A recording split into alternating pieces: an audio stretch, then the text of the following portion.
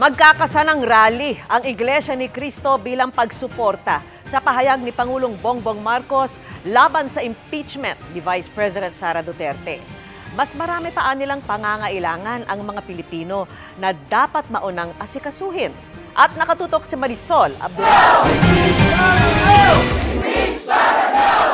Matapos ang magkasunod na impeachment complaints na inihain laban kay Vice President Sara Duterte sa Kamara, nagsalita ang pamunuan ng Iglesia ni Cristo. Sa opisyal na pahayag, sinabi ng INC na pabor sila sa sinabi ni Pangulong Bongbong Marcos na hindi siya sang-ayon sa impeachment na isinusulong laban sa Vice Presidente. Ang hangad daw ng INC ay para sa kapayapaan at kapakanan ng ating bansa. Mas marami pa raw pangangailangan ng ating bansa ang dapat maasikaso at hindi raw ito matatamo kung puro awayan ang laging makikita. Ang pahayag ng INC, unang inanunsyo kagabi sa programang Saganang Mamamayan sa Net25.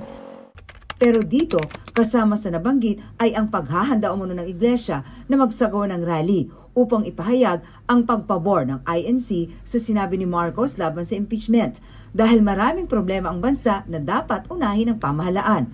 Sinusubukan ng GMA Integrated News na linawin yan sa pamunuan ng INC. Pero sabi nila, tanging yung pahayag na ipinadala nila kanina ang kanila munang sasabihin.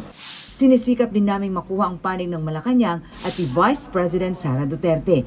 Si VP Sara may inilabas namang pahayag ngayong araw para magpasalamat sa lahat ng mga tumulong, sumuporta at nagpaabot ng pagdamay sa OVP nang humarap niya ang kanilang tanggapan sa krisis at kagipitan.